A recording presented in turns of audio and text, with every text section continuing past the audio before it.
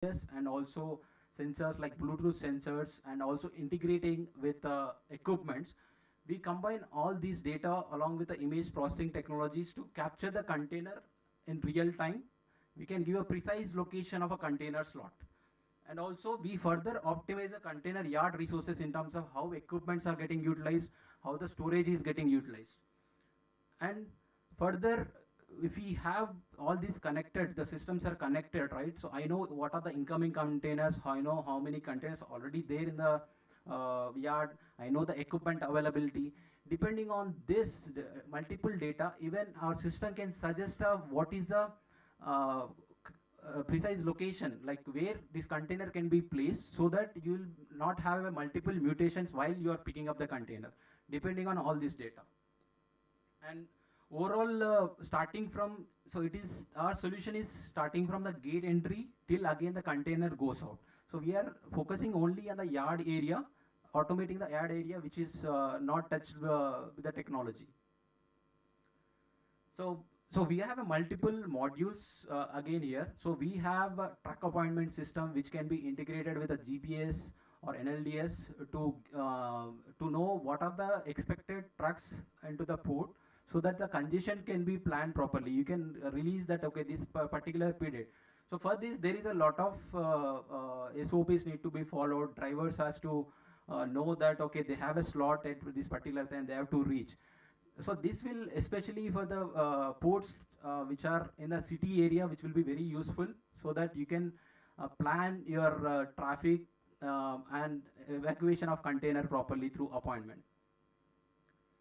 And this is overall process flow. So container which is having a unique ID, which is given by BAC code, ISO code, will be entering the yard or a container freight station.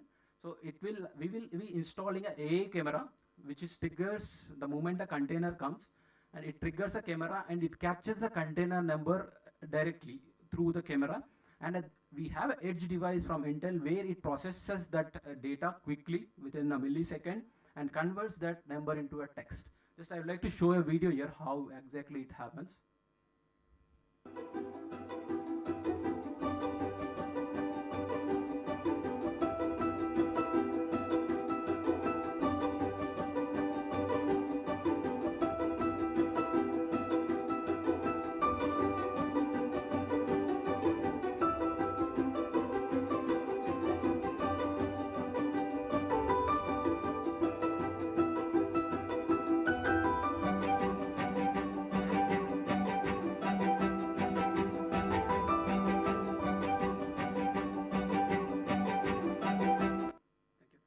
So here, what is happening is we are installing two cameras. One is on the top side where I can capture the container number on the top, and also on the side. In case a top view camera, there is a lot of times a container number gets wiped off because of a multiple use and it has not been painted repainted again. So we use two cameras. So the moment the container number identified, we do a check digit validation as per the algorithm. And if check digit matches, then it is confirmed that we have captured the correct container number. And then integrating with a terminal operating system or a ERP of the port, I'll be able to fetch the details about this particular container, whether it is import or export container, what kind of customer it is a regular customer, or what material it is, hazardous, non-hazardous. Depending on that, even I can suggest a location to the driver at the LED screen itself that you need to go to yard 1, slot 1 area, this location. Similarly, I can send a SMS or a display onto the RST operator saying that there is a container entered from the gate. This is a so-and-so container you need to place in this container. So there is no manual communication. This directly happens within a second. Then once the container reaches the yard area, either RST or RTG operator knows that, okay, there is an incoming container, you need to pick and place and slot. So this also, what happens is we have installed a camera on this RST and RTGs to capture the container number. Also, we have installed IoT devices and also integrated with a spreader lock status to differentiate how whether this is container is spreader hook is handling a container or it is just ideally moving. So with that, I'll be with the DGPS coordinates. and a camera and a PLC spreader status, I'll be able to give a where exactly container is getting released. Additionally, we can also give the altitude also. So this DGPS gives you, apart from longitude and latitude, you get an altitude which whether it is placed on a fifth height or sixth height up to seventh height. So that gives you a more three-dimensional view of your yard. So please play the video.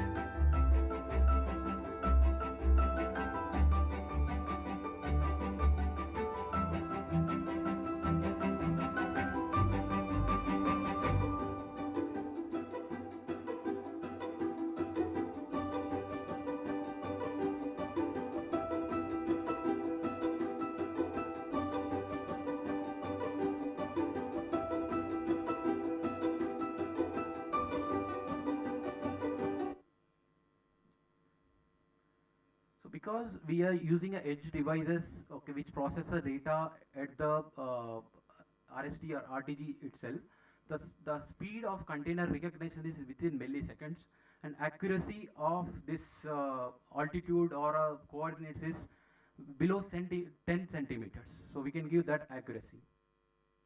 And further, all these data is captured into the system where we create a 2D yard view map and 3D yard view map to have a proper reporting for the customer. Similar process is followed for exit of a container, and we have a dashboard for the customer where they can see how many containers entered, what is the yard capacity, how much yard is already occupied. So this is a 3D yard view map. Just can you play this video? This is the 2D yard view map.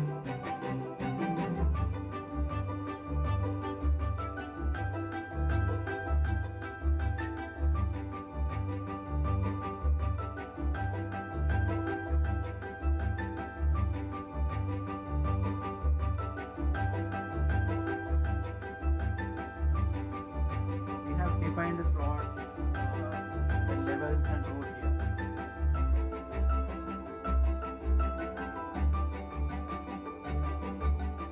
Wherever the container is placed, the numbers get updated.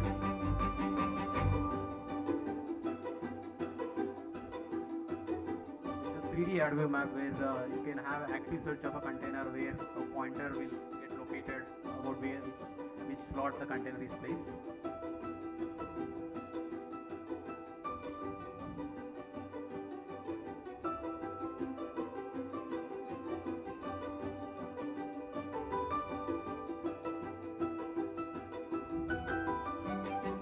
Shows the container location and what is the other container on top of it, so that you know that you have to move that level 2 container to move the level 1 container. And you also have a dashboard where you have complete report about the slots, how many slots are occupied, how many slots are available, especially they cover operations team. And another thing we have did by integrating with the PLC of these equipments and OBD onboard diagnosis of these equipments, we are able to track apart from the location, we are able to track the utilization of these equipments, including how much power it is consuming, how many container transactions it has done per day, and also similarly this is for RTG, and also similarly we are doing for RST. And we are also tracking the edge performances also. In case edge is down or server is down, network is down, completely it can be tracked. So it is through Active Directory we are able to give a operator who is sitting at a command control center knows that which equipments are working, which equipments are not working. Even if you see here, this RTG4 is not giving a data from last 4 hours, which means it is not working from last 4 hours. These two are actively working. Can you play the video?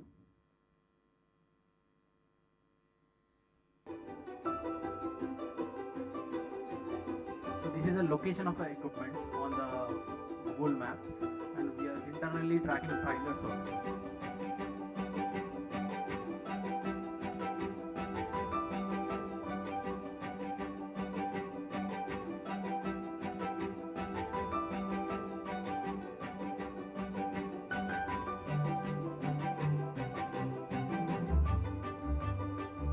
So these flags are like ITTs, internal truck trailers. So you know the complete history of that equipment. Also, we have integrated with marine traffic to give a separate report about what is the ships that are designated to that particular port when it is expected.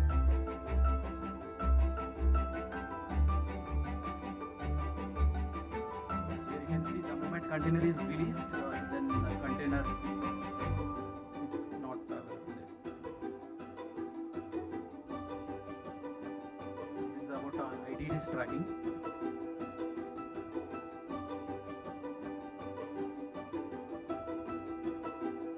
This is about the servers, whether all the servers are working or not.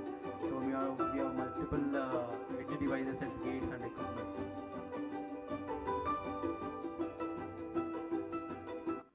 So we are using RF network as a main data transfer network.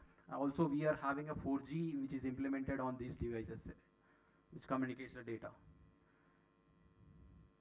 Finally, all these data, like by integrating with equipments, by integrating with marine traffic, and also with the incoming truck appointments. So what the system completely does is it gives what are the expected time there may be a chance of traffic inside the yard, and there is a chance of not having equipment availability, which leads to your operations, especially the ship is waiting at the anchor because you doesn't have a space. So all those alerts can be given upfront depending on all the previous data that we have. Additionally, what we have did is we have integrated with this system is SMS and WhatsApp, where user can know the status of this container. Please play the video.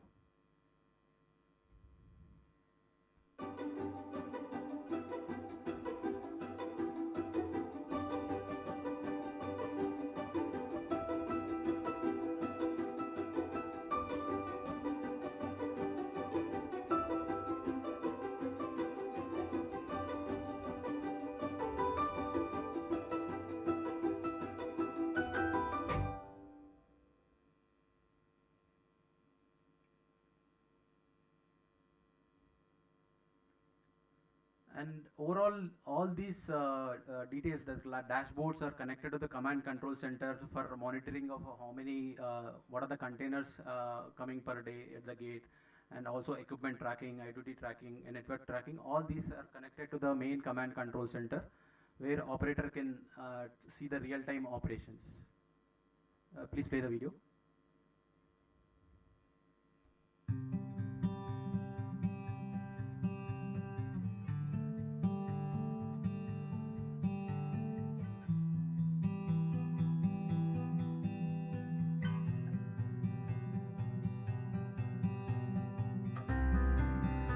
This is the latest 3D hardware map.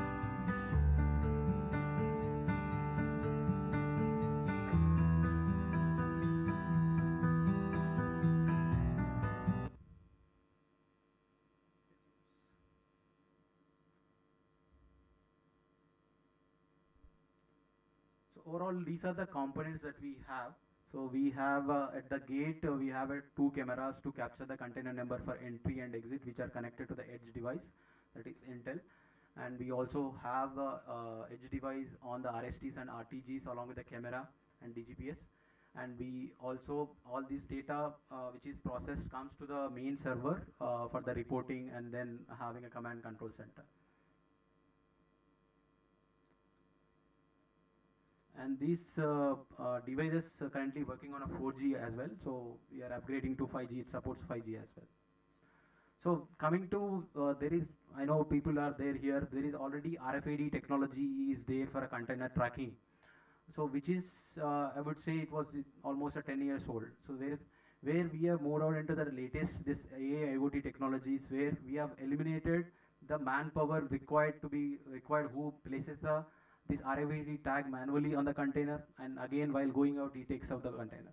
So that is one manpower manual operation we have avoided by implementing this solution. So these are the differentiation. In terms of processes, it is fully automatic. There is no manual touch. Nobody enters anything manually with a system or a keyboard. In terms of accuracy, as I said, it gives a 10 centimeter accuracy along all three coordinates. And but whereas coming to the RFID old system, it is like it doesn't have altitude in that existing system.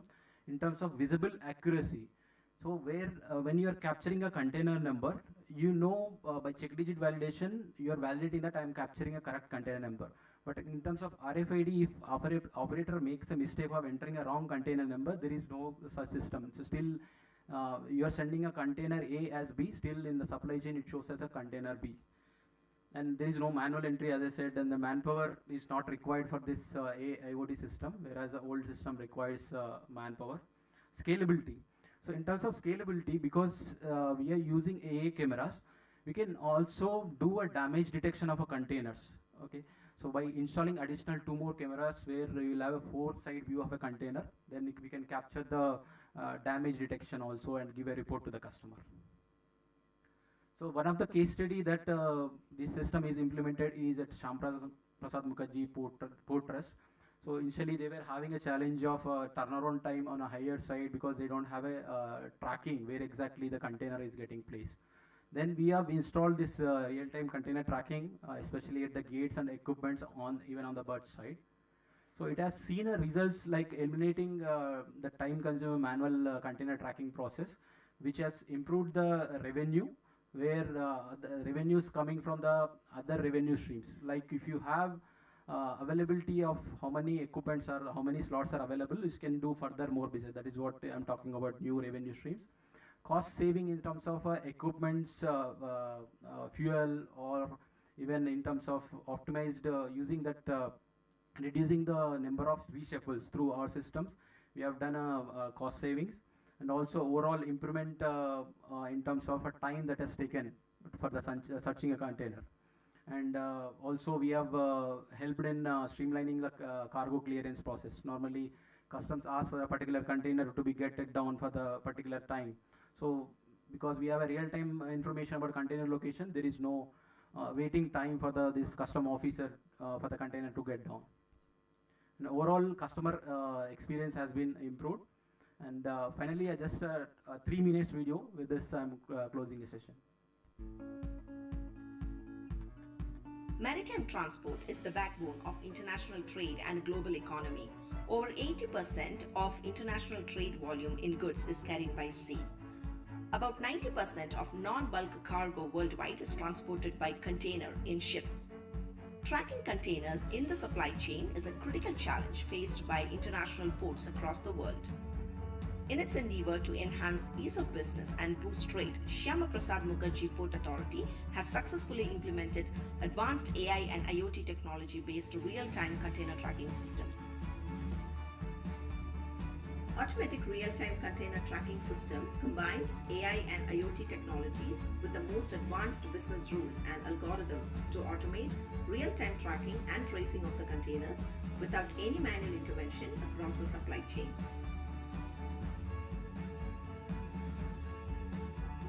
EXIM cargo owners can know the status of their container through WhatsApp or SMS by sending short code along with the container number.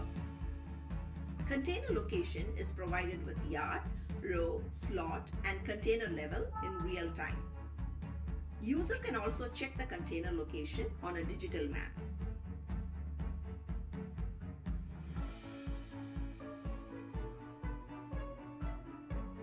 PortShield RTCT 2D Yard View Map provides the terminal operators with a basic two-dimensional view of container zone, storage slot, row, and its level. PortShield RTCT 3D Yard View Map provides three-dimensional view of container stack with option to rotate the complete stack along with zoom in and zoom out. Terminal operator can query the container number in the search bar, and the system automatically highlights the pointer at the desired container location on the 3D map. AI gate cameras automatically capture the container number on the move. PortShield smart algorithm optimizes the results to 99.9% accuracy. AI cameras on container handling equipment automatically capture the container stacking in the yard with an accuracy of below 50 centimeters.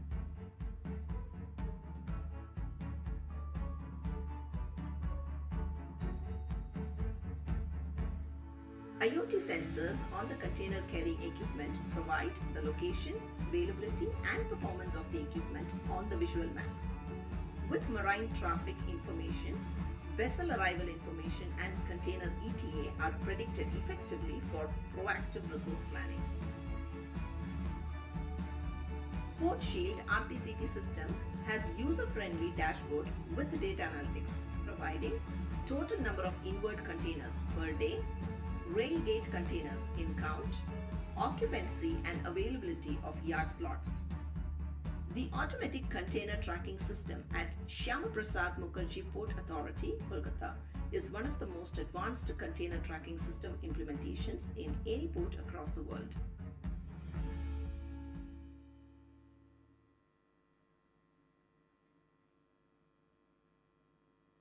Thank you. So you can download the case study. We have done a case study with Intel. So by scanning this QR code, you can download a case study. Thank you.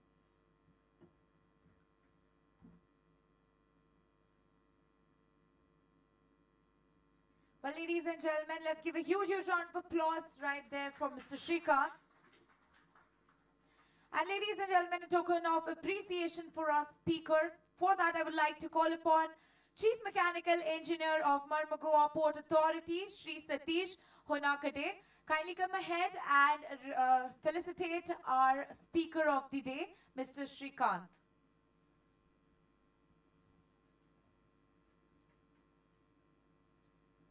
Ladies and gentlemen, let's have a huge round of applause for our speaker.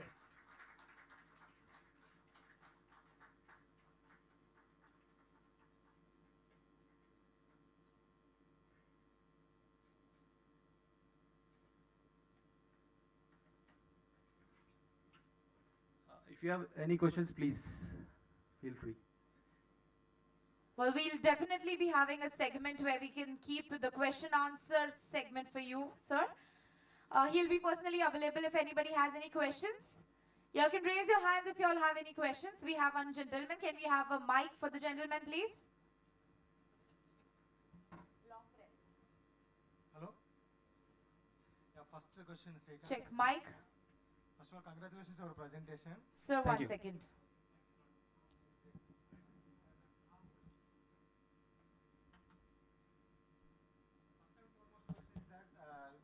You are unable to integrate your system with the POS application. This is the feedback we have received from the all major ports. Is it true? See, we have APIs to integrate. So if the integration we have done with POMS, as per my idea, we have done POMS, Yes. Port Okay. Operating Management System. Yes, Are you sure? yes, we have done. So I think you are there in the Visakhapatnam Port Authority from 2017 onwards. Yes, yes, we have. You integrated with the POS application. I'm not sure, not sure. So second point, even your solution is also unable to provide edge computation. Edge computing, you are mentioning about the edge computing in our system.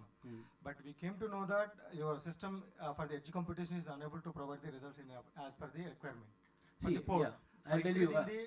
for increasing the performance and efficiency of the port, when we are talking about cargo operations, when we are talking about the ad management. Yeah. See, regarding the edge computing, so I'll tell you what is the problem we are facing. See, we are the first one to implement this kind of solution. Yes, we have faced a problem because we are the initiator. Okay.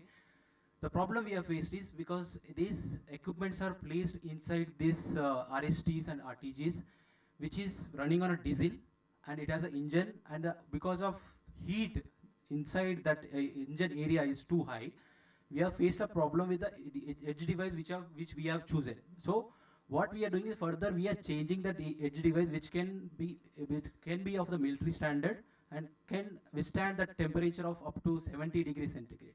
Yes, there is a I'm not problem. talking about the container solution. I'm talking about the gate operation solution also.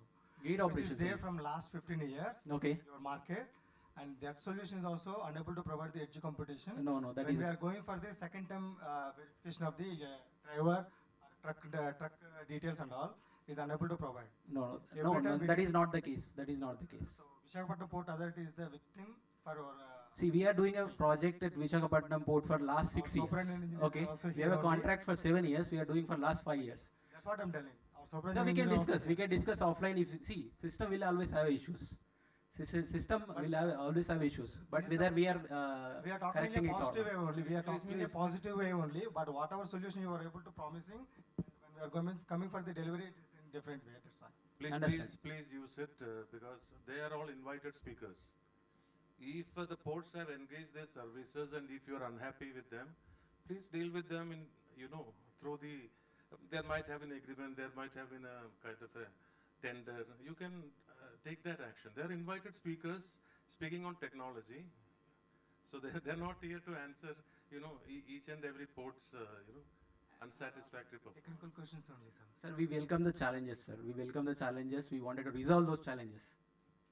Well, ladies and gentlemen, that was Mr. Shrikant. A huge round of applause once again.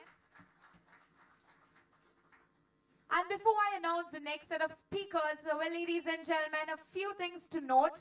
Well, as we know that we have released one booklet today, and if you all want to get an access or download the copies, we have a QR code displayed outside. You can just scan the QR code and the booklet will be downloaded on your phone. And the next speaker of the evening, well, this afternoon we will be having two speakers who I'll be introducing up next. Well, ladies and gentlemen, we have with us retired Commander M. Asif Makandar, the head of Indian Office and Director of Terma India. Let's give him a huge round of applause. Along with him, we have retired Lieutenant Commander, that is Ankit Gaur, the lead business development Terma India.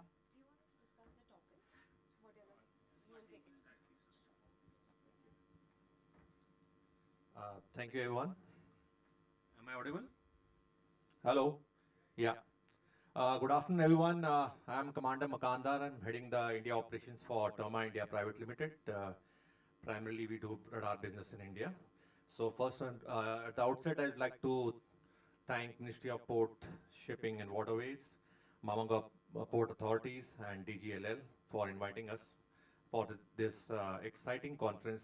Till now, it has been a very good show, and hopefully it shall continue. I will just introduce myself. I am Commander Makandar, and I've been doing business for Terma for last 10 years. And with me, I have Ankit Gaur. Good afternoon, everyone. I'm Lieutenant Commander Ankit, and I did 10 years in Navy. I was a technical officer over there, and I'm a newbie to Terma. I handle business development and sales in Terma. So you will find me answering your technical questions, not the technical questions what we have been doing. So I'll talk more about the technology, how the technology has evolved over the period of time. So yes, hold your questions for that. I think we have a lot to discuss of how the technology has evolved. Yeah, so yeah. So I'll just quickly introduce and then give the stage to Ankit for diving deep into the radar technology, the present technology, the future, what we should have and where we're looking. This is the way we have structured our talk. So we'll progress the way we have planned. So Terma is a global company, about 70 years old, and it has offices all across. And the major revenue comes from our market in US. So that is our F-35 fighter jet market. So we are a tier 1 supplier for Lockheed Martin, and that's where our major revenue comes from. Otherwise, we have other businesses in naval space and other domains. Radar is a big business in Asia Pacific. So that's how we are the market leaders in certain segment of radar in Asia Pacific. Just a quick glimpse on what we do on ground-based radars. These are the radars for security. for VTS application, for coastal surveillance. I will just come later on how what we do in India, but right now I'll just stick to what is this. I mean, for naval radars, we have radars on board ships. For air, of course, we are doing F-35 EW suites, F-35 carbon composites, and for space, we do batteries, star trackers, and other small things.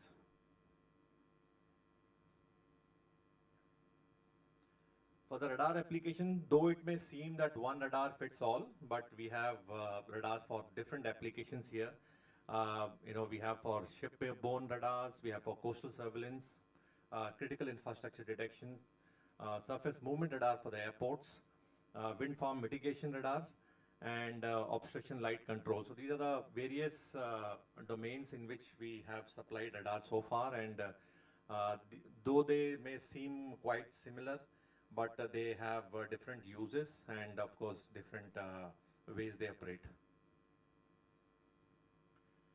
These are the international references, and we have almost 200 plus radar in India because we have the coastal surveillance radar all across. So that's the Terma radar, which we have partnered with Bharat Electronics. Then we have surface surveillance radar with the Indian Navy, which we have partnered with Tata Advanced Systems. And we have, of course, we are proud to say that we have the BTS of Gulf of Kutch. So those are again Terma radars which are there, and the radar in Marmagua Port Trust also is Terma radar. So yes, we are very proud of that, and we have many more radars, so 3,000 plus radars in operation all across the world, and these are only talking about the VTS applications here. So vessel traffic, again I said, is 19 out of 20 ports, so major ports all across the world. We are the leaders again in this segment. We'll come down why we are the leaders and what we do. But major ports all across the world is Terma radars again. Footprint in India, so this is something very interesting, and we want to spend a little time here. So we have the surface movement radars, if you can see. These are on all major airports. We have the radars which track the movement of aircraft as soon as they land on the tarmac. We have radars installed all across coastal surveillance for the coast, and most of them are on the lighthouses in phase 1. Then we have radars on naval warships. So these are the radars which we are talking about with, we have done a transfer of technology to Tata. And of course, we have our office, which is there in Bangalore. So we have about 10 years old in India right now. And we have a small office in Bangalore. I will now hand over the mic to Ankit to deep dive into the technical aspects of the present and the future radars. Thank you, sir. I hope I am loud and clear, everyone at the back. First of all, my gratitudes to the organizer of this event, Marmagua Port Trust and DGLL, for getting at least all the stakeholders under one roof, because I could see a lot of exchange of ideas, and we as a OEM of one of the major sensors for VTMS, we find it very insightful to know the requirements and the need for today's port. So thank you very much, and my gratitude once again to bringing us to Goa, which is a special place, though I am not missing Bangalore a lot because the climate is almost similar. We are having a lot of rains in Goa as well. But yes, Goa comes with its own advantage, good seafood and the different kind of juices this city produces. So thank you very much, sir. Before I start, I want to give a quick disclaimer. My head of India has already spoken about the marketing part of Terma, but I am not going, this is not going to be a sales pitch. I am not here to sell radars. I am not here to talk about Terma products, because I can't face questions which are directly pointed to a company. Let's talk about technology. Let's talk about what we have, where we want to go, and how do we achieve that. So my presentation would be primarily focused on the technology part of it, and I'm very open to seek any questions related to that. With that note, I'll start my presentation. I always believe that for growth and its associated innovation, there are drivers to that. And in civil streets, we understand it with some figures, with some business. If we see business from the VTMS point of view, if you see this graph, there is a tremendous growth in next 10 years that is anticipated in the VTMS business. If you see where we are in 2024, there is a growth of around more than 35% that we anticipate in the VTMS market. If I talk only about the radar market, which is our bread and butter, there is a tremendous growth that we see over there also with a CAGR of 12%. Gentlemen, this CAGR of 12%, it's not even in telecom department. So it speaks high about what we can ask from the industry as the policy makers and as the port authorities. I'll come back to this slide at the end of my presentation, why I showed this slide, because it's a very important slide to have. Just for the understanding of everyone, the VTMS system or the domain is divided into several heads. There is hardware and software providers, there are data providers, where we have the satellites or we have the terrestrial data providers. Then we have the system integrators who integrate all these sensors. We have the VTMS solution providers, and finally the end user, that is the port operator. But wait a second, there is a catch. In this entire gambit of VTMS, the most important part is of this sensor, the radar which is there. Why? Because radar is the most single contributing sensor and a non-cooperative sensor. What do I mean by non-cooperative sensor? If you have a ship or a fish with an AIS, it is a cooperative sensor. If a ship switch off the sensor, you don't have its location. Whereas radar is so important because it's a non-cooperative sensor. It will give you anything and everything that is in the air or in the surface. That is the importance of radar. And if I talk about the commercial part of it, we form about 30 to 35% of the entire VTMS system when it comes to commercials. So that is the importance of radar, which we have. I believe most of you are already aware about VTMS.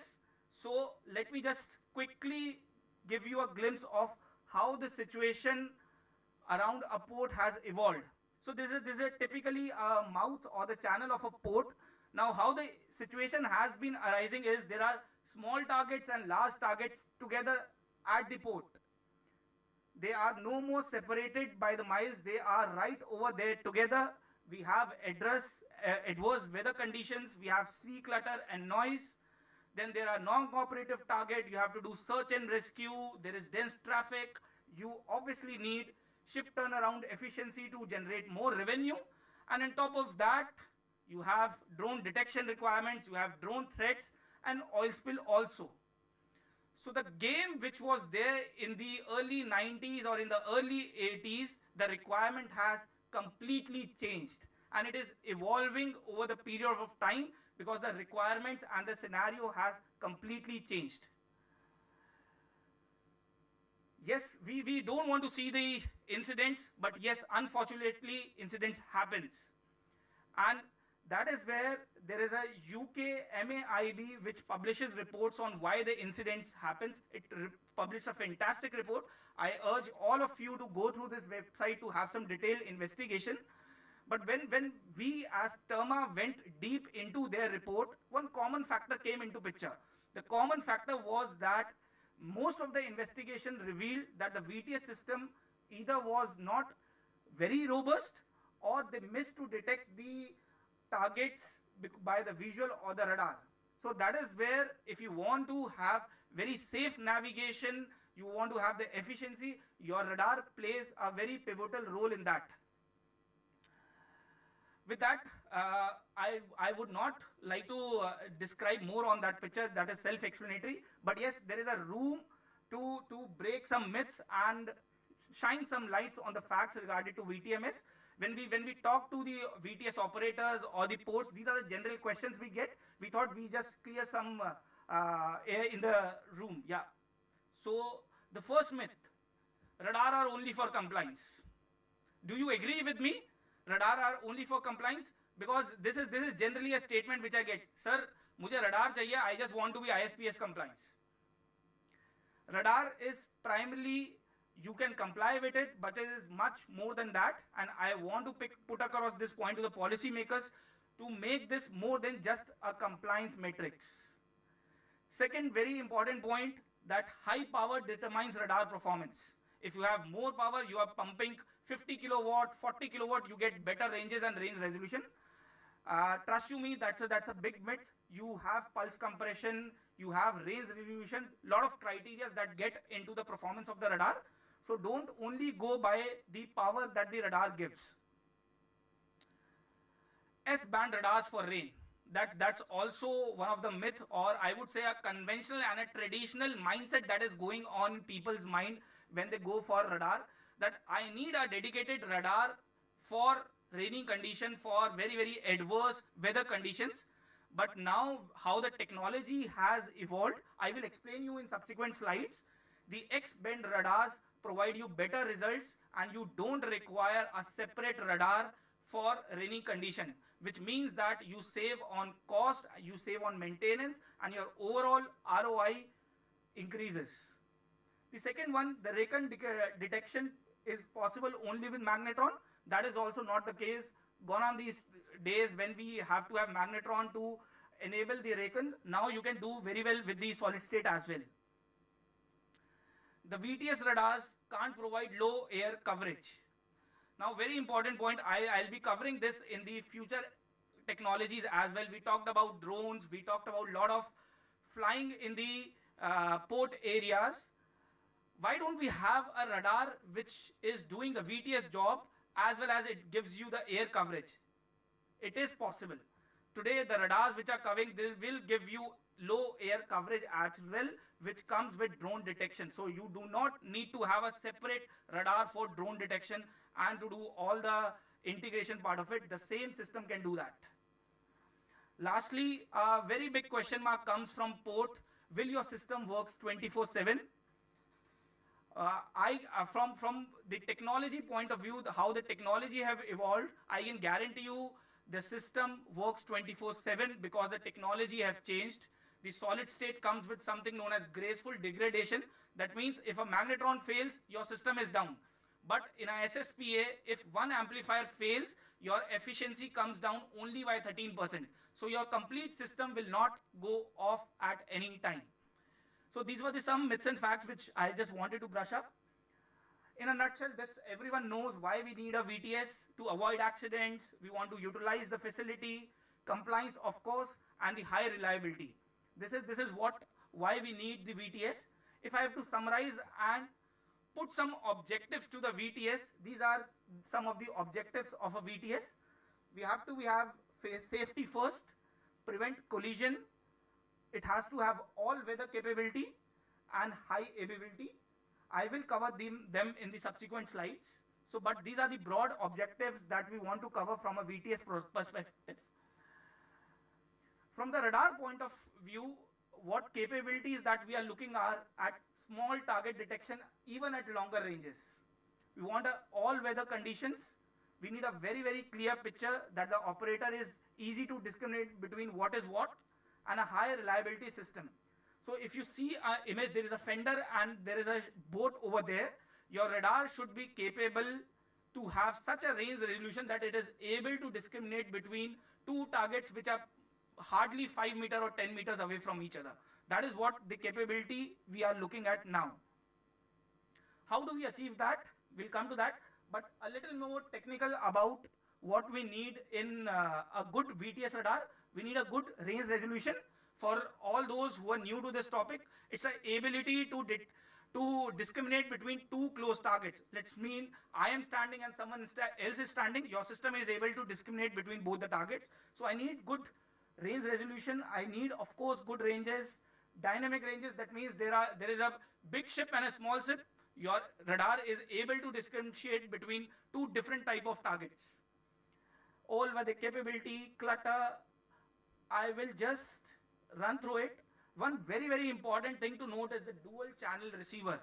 Nowadays, when you want to have an air channel and a surface channel, you want to do drone detection, you want to do oil spill, you require a dual channel receiver.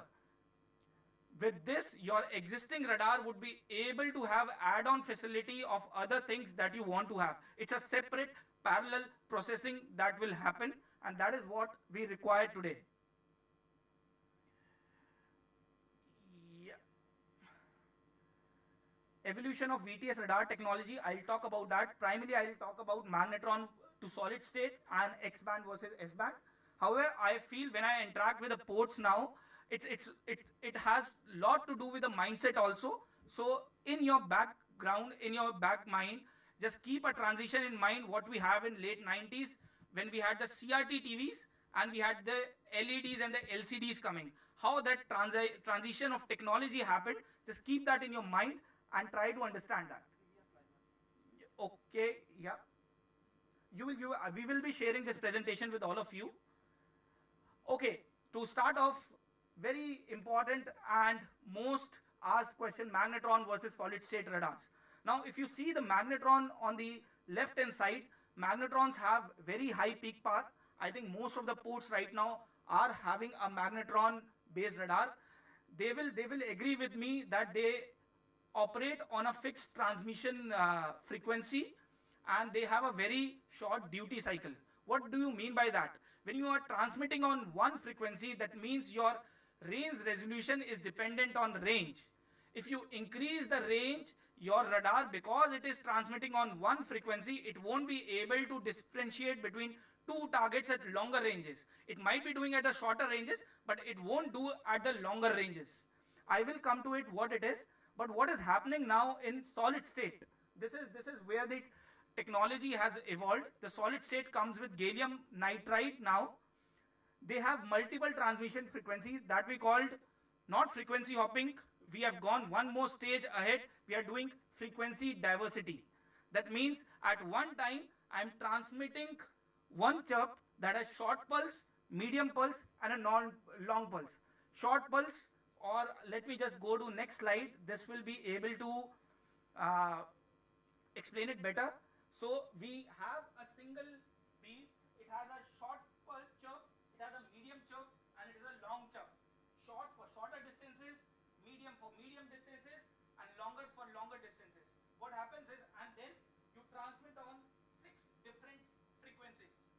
To put it in a very layman terms, suppose you have an object and you have to click a photo of it. If you click a photo from one angle, you get limited information. But with solid state, with frequency diversity, you click this photo from different angles under different lighting conditions. You have more data, more clarity about what is where. That is what frequency diversity is. How does it benefit us? It gives us small target detection in clutters. You will be able to get a very crisp image on the panel, and that too without any effort. It all happens automatically. You don't have to switch the frequencies. It all happens automatically. Increased power on target. That means we are using pulse compression.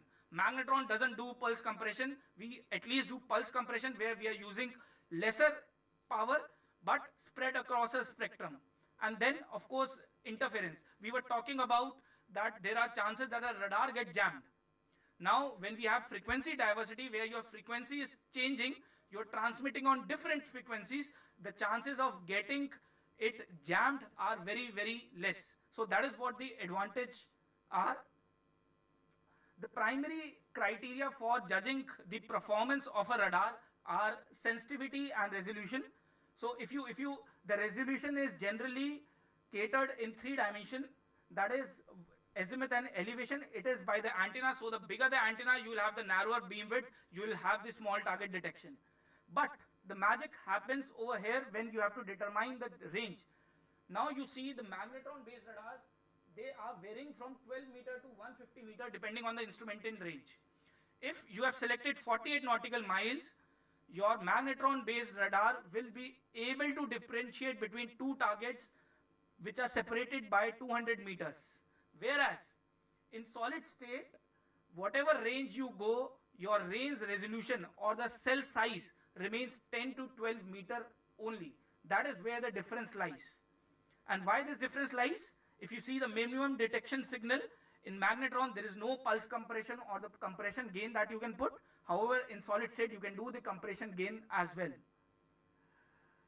If I have to put it into one chart, what is the difference between magnetron and solid state? This is how it looks like. Another very important topic and the most debatable topic that we come across is the comparison between X band and S band. Why we require a S band radar? Because generally the perception is that in rainy conditions we require S band because it's a lesser frequency, it is less attenuated by the rains. But now the technology, how the technology has evolved, you will find that X band is outperforming S band because we have frequency diversity, we have solid state, and we have pulse compression. So the digital processing has evolved so much that with a single radar, you can do operation in all weather conditions. You do not require S band separately for rainy conditions. And there are a lot of white papers on that. Terma has written a lot of white papers on that. We can give you access to that. But if I have to summarize it, this is what it looks like. And also I want to highlight one more point. We were talking about allocation of frequency bands. Worldwide, Sierra band is now shifting to telecommunication because 5G is interested into that, telecommunication is interested into that. So because of the Sierra band shifting to telecommunication, all the radars, all the other applications are again looking back to X band. So anyhow, in future, you all have to migrate to X band. So why not do it at an early stage when you have the advantage? If I have to compare the performances quickly, now you can see it from the graph, the X band completely outperforms Sierra band when it comes to ranges. You can see if in type 1 target, that is very, very low target as per ILA, C state 2, the percentage is 116 as compared to 38. Whereas once we increase the C state, it becomes comparable, but X band always exceeds Sierra band when you use advanced digital processing techniques. If I have to summarize the VTS requirement, now this is also very important. What we have marked as requirement for VTS radar is that we should have good range with good range resolution, high reliability, high MTBF. Your system should not fail. It should be future ready and it should be cost efficient. Now your existing technology, which is magnetron based or Sierra band based, you will see they are high power, they are challenged by their resolution. Failure of magnetron, if a magnetron fails, your system is dead. You cannot do anything about that. And then there is an added cost because you have to change magnetron on a periodic basis every 6 to 9 months. They are single channel. That means if you want to do oil spill, if you want to do drone detection, you have to put a separate system. This radar cannot do that. And finally, there is a high operational cost because there is a regular maintenance that is happening. So these are the challenges which we have right now in our ports. How do we solve that? We migrate to solid state X band radars. Gentlemen, this technology is going to stay. This technology is solving the problems because it provided good ranges with excellent range resolution. I am giving a range resolution of 3 meters for 48 nautical miles. 3 meters ke andar any target is there, you will be able to discriminate up to 48 nautical miles. I think magnetron was nowhere near to this limit. Nowhere near to this limit. Then you have graceful discrimination. You don't require any periodic replacement. It has dual channel. The solid state comes with dual channel. You can use it for something else as well. And of course, it is cost efficient because it doesn't require periodic maintenance over a period of long time. Some of the problems, some of the case studies which I wanted to highlight to the audience is Singapore, one of the largest ports in the world, extremely busy, relies on our radar, relies on a solid state radar to operate their day-to-day functions. But the most important and the interesting one is the port of Callao at Peru. You know what happens? Peru is famous for blueberries. What used to happen is blueberries generally grow in a certain season and they have a very, very low shelf life. If they are not transported or not kept correctly in a certain environment, they will perish. They will just destroy.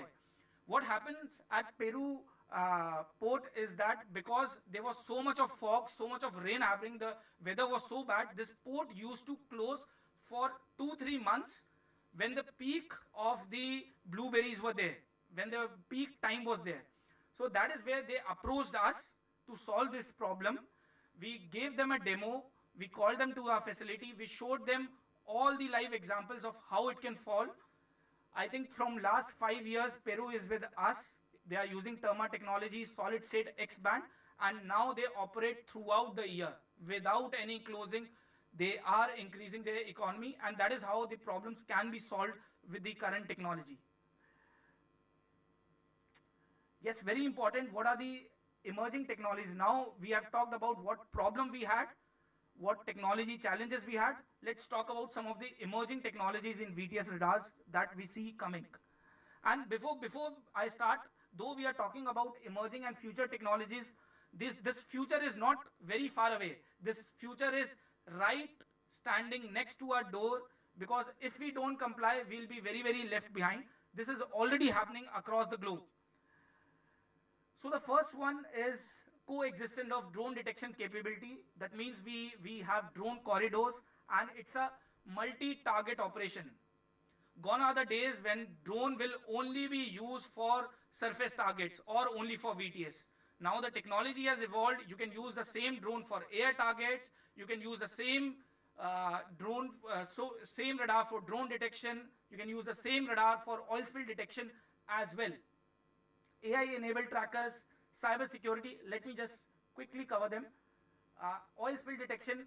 I see a lot of requirement coming from DGLL and the ports that they want to see oil spill. Now, oil spill has its own challenge because it requires vertical polarization, whereas your VTS radars work generally on horizontal or circular polarization. And it's completely opposite of what we do in our VTS radars. In this, you don't want to suppress the clutters, you want to increase the clutters. Because we all know when the oil is on the surface, it calms the sea. So, आपको अब clutters को देखना है, which is completely opposite of what we do in VTS. The solution is dual channel. Your radar is getting the raw video. You just capture that raw video, have it on your surface channel. At the same time, the vertical polarization, have it in the other channel for the oil spill. Use a third-party solution. You will get an oil spill detection. This is one example of that. This is using a VTS radar at 7 meters per second. So wind speed determines a lot about the oil spill. We can do up till 15-20 meters per second as well. The future radar, as I was talking about the drones, how do we, the ports globally are adopting to drones as their day-to-day life. One of the examples is the port of Rotterdam, Netherlands. You will see they have created a drone corridor. That means with a radar, they have created a corridor that within this window, the drone will fly. You want to send some documents on board ship. You want to collect oil samples. Anything you require, they have made a corridor, and all these activities are carried out using drones. But the interesting part is drone can fly. Who is going to ensure that it flies in that corridor? The other operations are not hampered and the drone, the activities completely tracked. That is your drone detection radar. That is your same radar for the VTS, which can be used for drone detection. We did a trial in India. You know, like you will say you are talking a lot, but show us something. Seeing is believing. We did a trial for Navy last month in Kochi. We showed them the drone detection with the same radar which they use for their surface surveillance. This is possible. This is already happening, and this has to happen if we go towards port modernization. Another thing is AI capabilities. We can have classifications built. We are getting all the raw video from a target. There are more than 100 parameters that we are recording. There are CCTV cameras. If we integrate all this data and develop an AI model, we can have a very good classification of vessels that can be put to use. So all the information regarding a vessel, how it looks, where it is coming from, everything can be captured into a system. This is also happening at Singapore port, and a lot of ports are already using AI ML for that. But again, like we said, we can use 5G as a backbone, we can use AI ML, but from where the data will come? The data will come from your sensors. That is what the importance of sensors is. That is where, if your sensor is not providing the correct information or the holistic information, you put 5G, you put AI ML, you put anything, you will not get the desired result because आपका input ही खराब आ रहा है. So we have to start from the very basic, that your sensors are state of the art. Cyber security. Now this cyber security was very much unheard of when we come to radar. We only talk about the radar hardware and its capability. But yes, this has now come up. World is looking towards cyber security, making everything very robust. VTMS system are cyber secure. So is our radar. So there is a standard IC 62443, which is for cyber security for electronic systems. Generally, our radar, the future radar has to be cyber compliant. So I request policymakers to have a look. This is already happening in the world. You should always look for a radar which is IC 62443 compliance at least. Embedded AI trackers, like this is a classic example. You have a fast moving vessel. You know, whenever a fast moving vessel is going and it just turns, you lose a track. But if you have AI enabled in your trackers, your radar will run some hypothesis. It will work on a Kalman filter, which will predict, okay, I have lost a track at this position, this lat long, where this target would have moved. It will start looking in that area. The technology has already evolved. It is happening. So this is one very important thing that is already taking place. Okay, moving on to very, very interesting topic. I think this is very important and we wanted to address this. Make in India. How do we develop the ecosystem to do things in India, and how do we adopt global best practices? What is the need of, gentlemen, that today's problem as I see is that we directly go to stage 3. Specification. Sabko specify karna hai. What we do is, once we specify, then we go back to understanding what I wanted, and needs, so we don't even cater for that. What is the need? If we have to take a right approach, I think the first step is that we define the need. What do you want your radar to do? Based on how much cargo you are handling, what is the traffic, what is the weather condition. Every port will have a different requirement. So first we identify our needs and then we do a decision making. Might be Marmagaon ports need a very high-end radar, whereas a small port doesn't require a very high-end radar. How this clarity will come? When we define the need, whether I need a redundant system, whether I need a compact radar. First, we define the need. Then we understand our nice-to-have features. Okay, I want to be future-ready. I need a dual-channel radar. I need oil spill. So whatever your understanding of wants are there, then you define that, and then comes the specification part of it. Now, once you specify, you determine, there is no body or no committee right now that is governing the VTMS or radar, that these are the minimum QRs we require. There is no one. Whereas if you see our armed forces or our system ministries, always for electronics, there are some minimum QRs, NSQRs are set, that if you want to have a navigation radar in Navy, these are the parameters, these are the rule book in which you have to comply. Why this is important? Because we want to be future ready. So probably we can categorize them into basic level and advanced level, that these are the specification for a basic level radar, these are for advanced level, and then we map to the port. But the interesting thing comes is, I keep on hearing from industry that to do something in India, it is not making a good business case, because the ministry wants us to do make in India 50% local content or 20% local content for just one radar. It doesn't make sense. I cannot set up the complete factory in India just for one radar.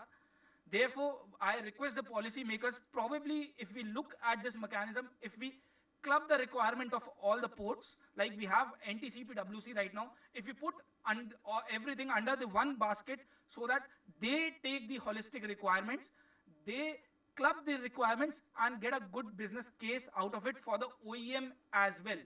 The OEM is also happy. He gets the numbers.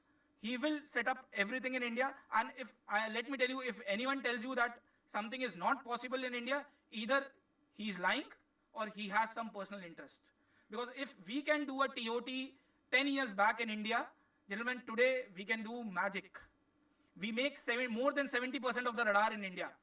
So everything is possible in India. It's just that the industry requires some support from the policy makers to make a good business case for us as well. And it is going to help us because it will provide some local support. The OEM is ready to set up in India. They will have the local presence. They will provide quick support. Your training will happen. Your skill development will happen. I think this is the direction that we should take in order to implement Make in India. And of course, then with this approach, we also enable our local domestic ecosystem. The supply chain is already there in India.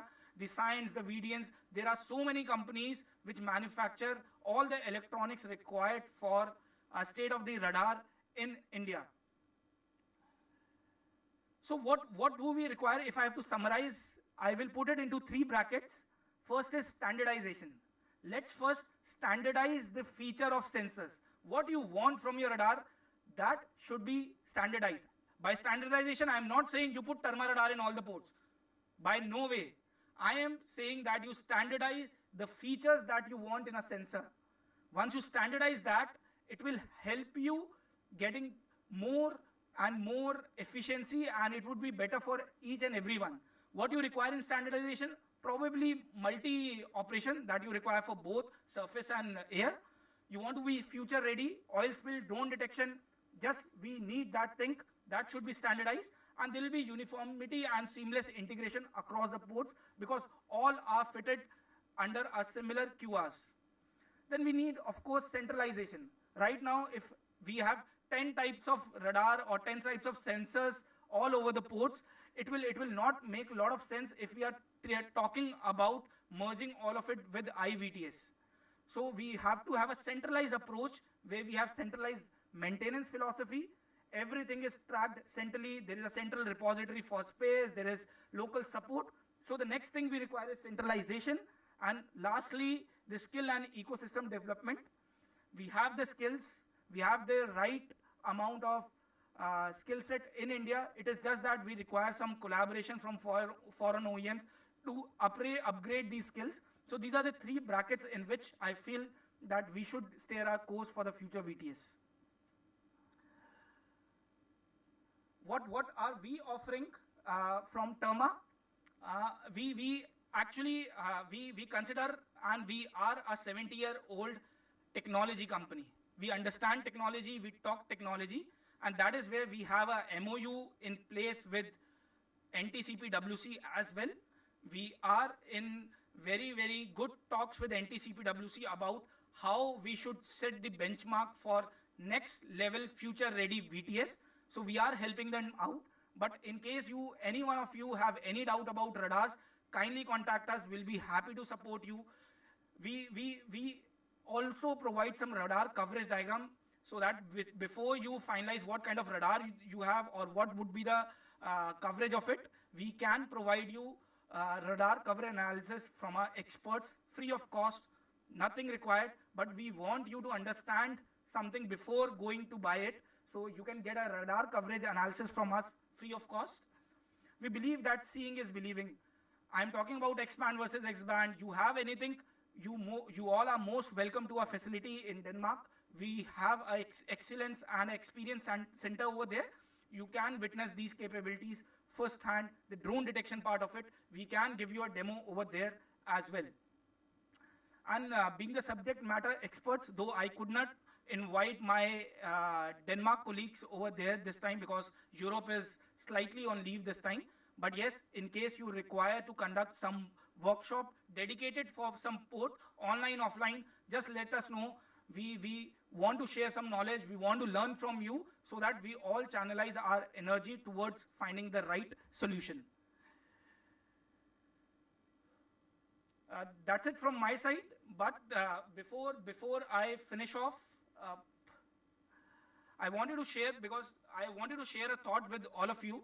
We are a European company based out of Denmark. We interact with a lot of European companies. I want to share a mindset with you which I have seen evolving over the period of time now. The mindset is that, because it's all about the mindset. When we have the right mindset, we'll create the right specs, we'll have the right ecosystem. The mindset is, when we hear the name of Mercedes or cameras, Germany comes into our mind.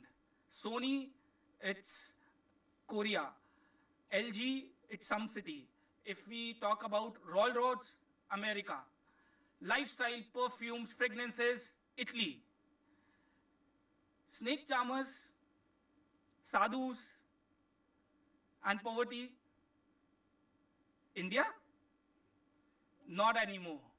India is now IT nerds, India is doctors, India is research, India is space technology, and it's a time to add port modernization to that list. And I'm very confident under the able leadership of Ministry of Port and how the ports are approaching, I think we are going to make a change. It's India's time. It is India for world. And I think we are heading the right direction in it. Jai Hind. Thank you. Well, that was a perfect ending, I must say. The future of VTS radars. Ladies and gentlemen, once again, a huge round of applause for Mr. Ankit Gaur. If you have any questions. Any more questions do you all have? Can we have a mic passed on to him? Or there are multiple questions. Of course, I'll give 3 chances, maybe since we are strict on the timing today. We will be giving 3 questions out, and later I think Mr. Ankit will be available for one-to-one interactions as well.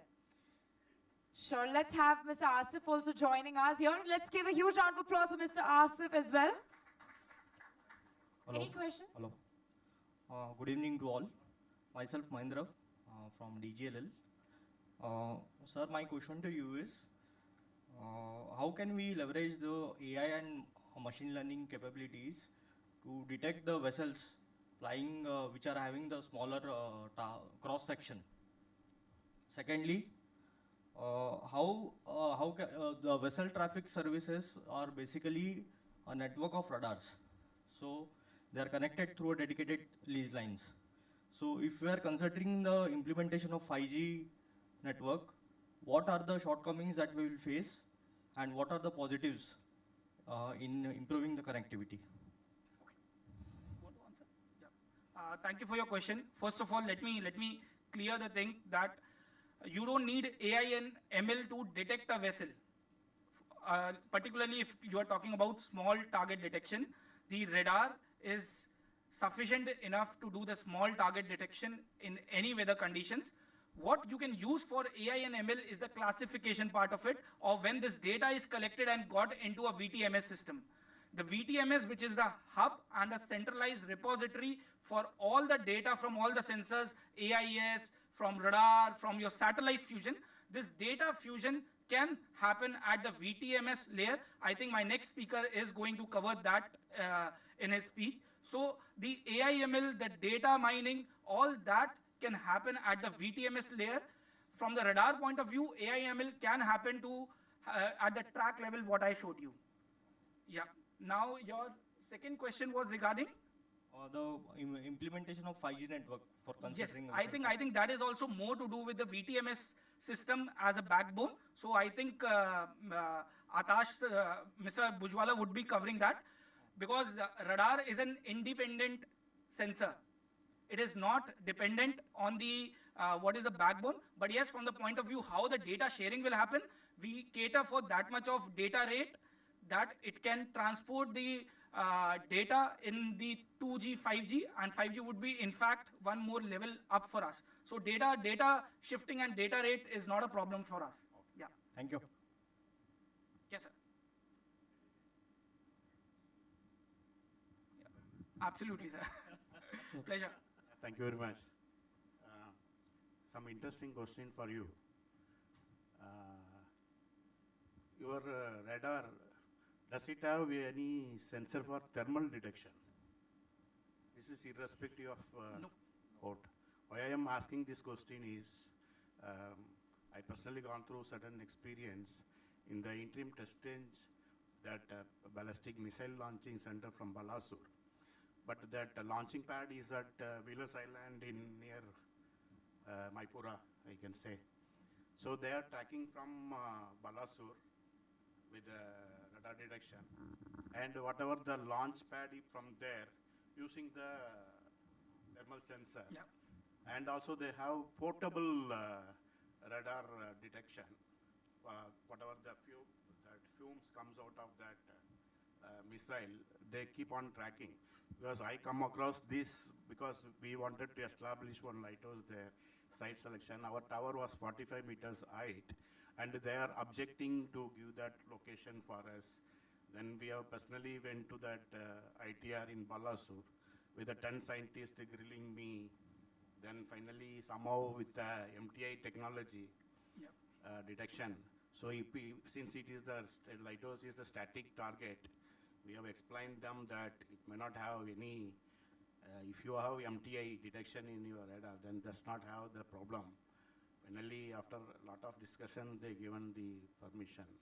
So your radar, if such a radar you are having, just wanted to know, since you are claiming that you are the technology leader, so keep it in mind for the future references. Absolutely, absolutely. That is the one point.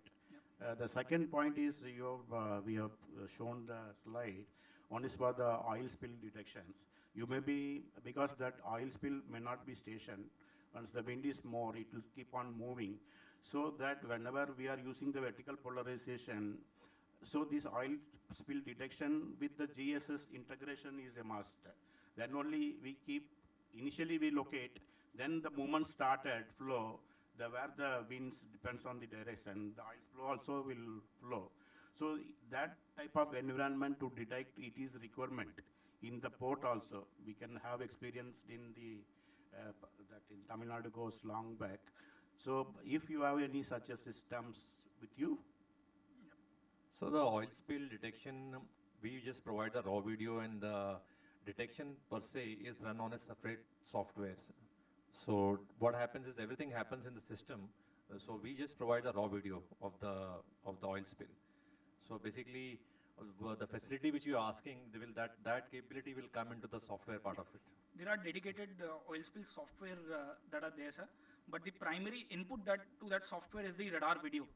What we are the But raw video. if at all in the ports or we in the channel we wanted to procure such a system, we need this. Yes, absolutely. The Because data will come from the sensor. That is what I am telling. That Yeah. is one more question. Can I ask, or if you permit? See that you are that radar design, whatever you are in the initial planning, this you are planning for the radars in front of the sea. We have faced a lot of problem when we wanted to put the find out the location of the radars in the Port Blair area where the terrain is different. It is not the plain surface. It has got the hilly terrains. So keeping that hilly terrains because that narrow that beam of the radar, it is very difficult for us because we have to cover the maximum area. So that time we found very difficult. That time we also, I think we have taken your help also, and some of other team people also we have took. They are also given some suggestions. Then it was very difficult to find out the exact location to cover the channel and other ship flying areas in that Port Blair terrain. So, and also one more thing we observed that because your software is based on if you give the latitude, longitude, it started plotting based on the GPS, the database. But the GPS database are not updated. It may be long, 10, 15 years old, updated. When we practically gone using we have drone also with us, we try to survey that, we found there are some variations in that. That's correct, sir. That was again because the errors in the GPS coordinate itself were so much that at one point we found that it was in sea. So the location was, that point was in the sea. So yes, we agree. But the accuracy of the coordinates will dictate the coverage diagram, sir. So when we go physically, then we go and actually have a look and then plot that thing exactly. That's what before we first we do a virtual analysis, and that followed by a physical site analysis where we go to the site and do the entire coverage that what can you expect from the radar. That is very important to have a physical analysis as well, sir, site assessment as well. But this also have that microwave relay. If you wanted to network the radars with to increase the coverage of the range, then it has also got the problem of microwave line of sight issue. Yeah, microwave you require line Yeah, of sight. that is also data we to are transmit, facing you the require, problem. We are unable to extend the zone of operation. Yeah.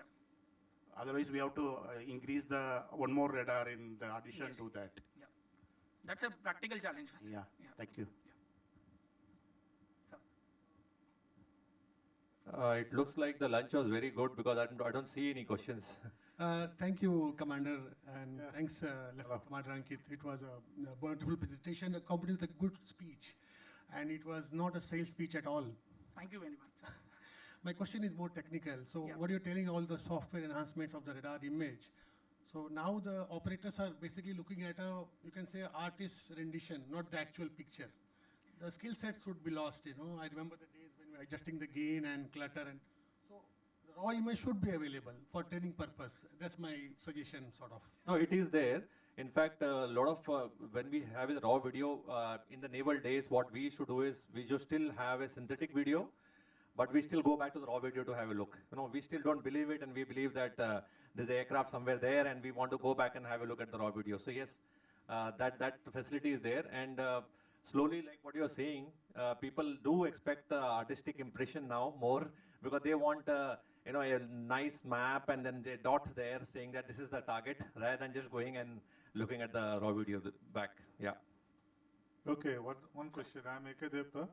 So one thing you told that the solid states radars, they have more resolution. Yes. To my knowledge, resolution depends on two factors. One is that the formula is 1.22 lambda by d. That means it depends on the wavelength. Since X-band radar, you are using the same X-band radar, how the resolution will be better? Number one question.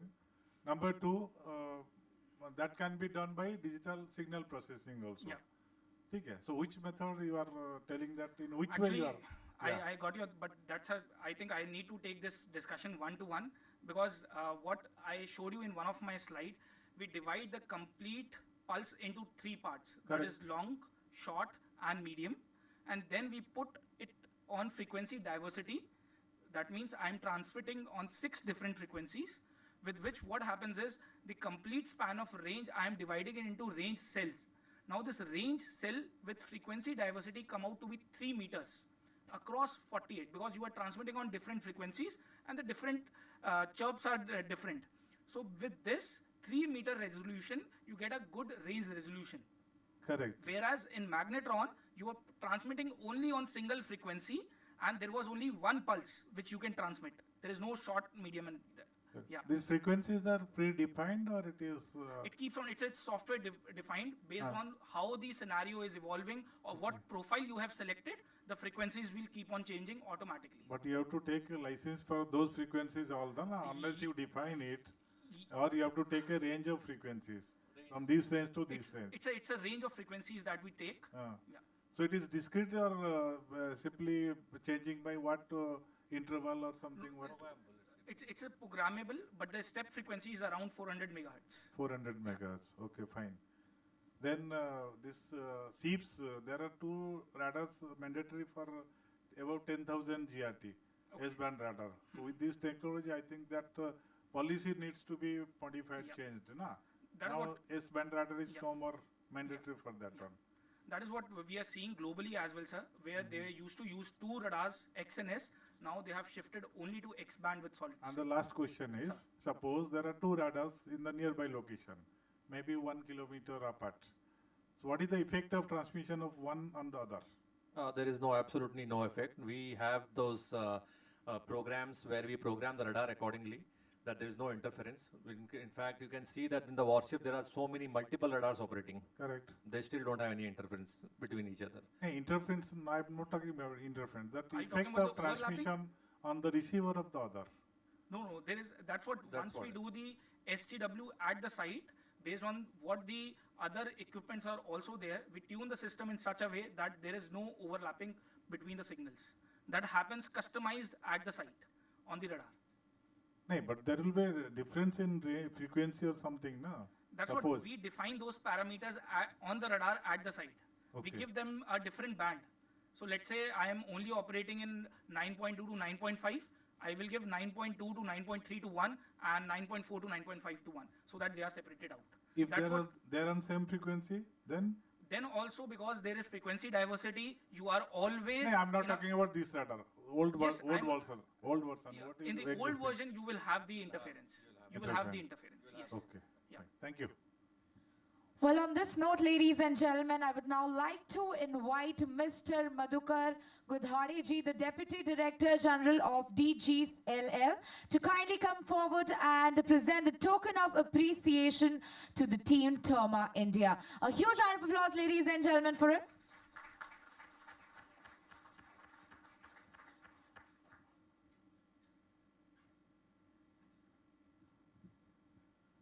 Ladies and gentlemen, let's hear it for Terma India.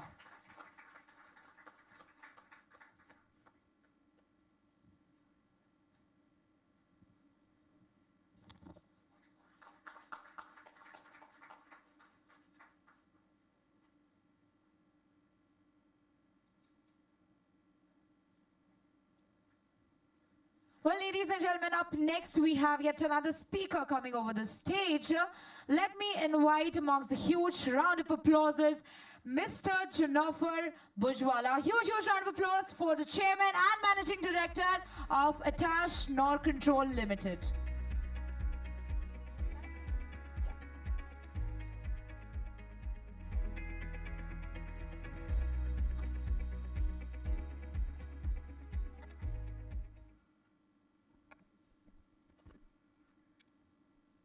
Respected Rajiv Jalota sir, respected Dr. Vinod Kumar ji, and respected Muruganandan ji, and all other dignitaries present in this hall, my co-speakers, ladies and gentlemen.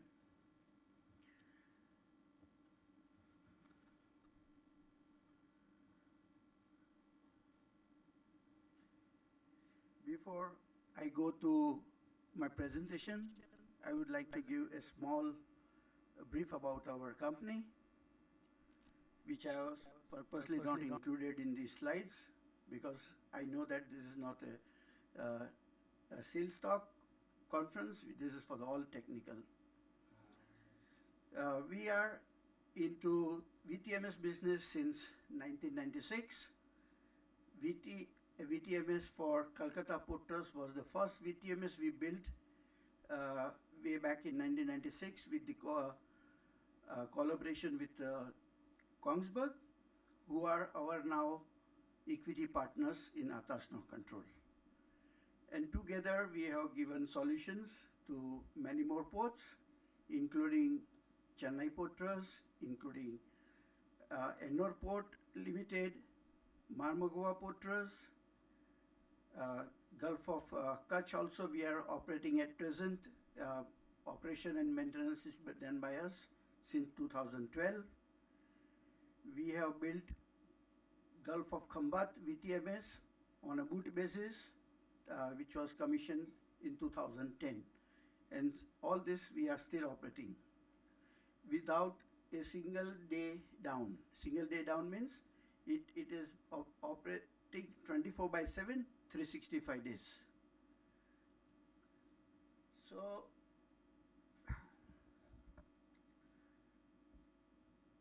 when we are talking about future of VTMS, I would like to summarize which slides we will be going through. One is magneton radar and solid state radar. The team of Terma has already explained it very nicely, so I will skip that slide. Terrestrial AIS to satellite-based AIS. That, of course, I will go into little detail. Microwave links. Now, according to my experience, it is getting obsolete now with the coming of WLL and 5G backbones. LRIT, of course, we should consider to put in a future VTS. Maritime single video concept has been brought by IMO, and it has becoming mandatory from 2024, January 2024. So VDES, which is VHF data exchange system, will nicely take care of, along with all other VDS operations which it will perform. Let me tell you one thing, VDES is not a separate product. It is now going to get built into AIS, Automatic Information System. And it is also going to get operated on a very high frequency. But of course, on a data mode, when it comes to when we go to VDS, I'll explain a little more in detail. E-navigation is a buzz nowadays for VTMS. Oil spill and greenhouse gas detection using SAR, synthetic aperture radar.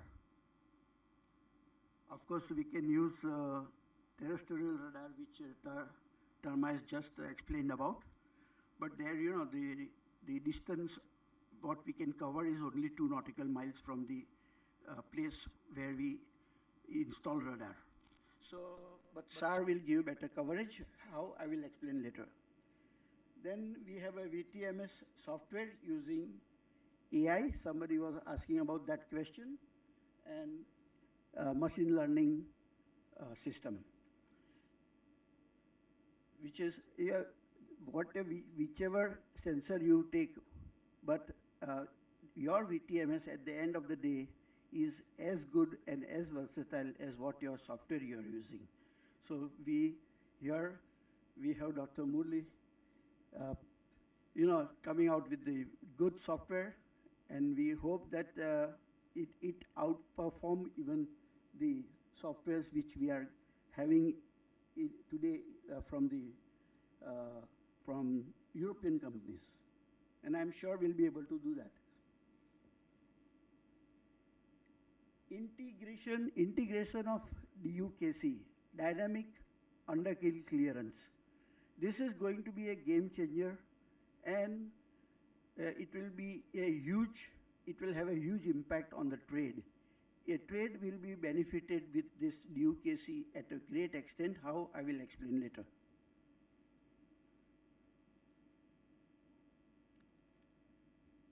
VTMS for remote piloting and autonomous vessels.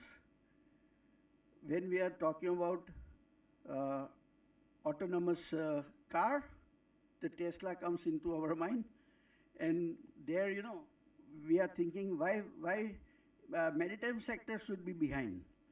So maritime sector is also in a race with the automobile sector, which I will explain when it comes to the last slide.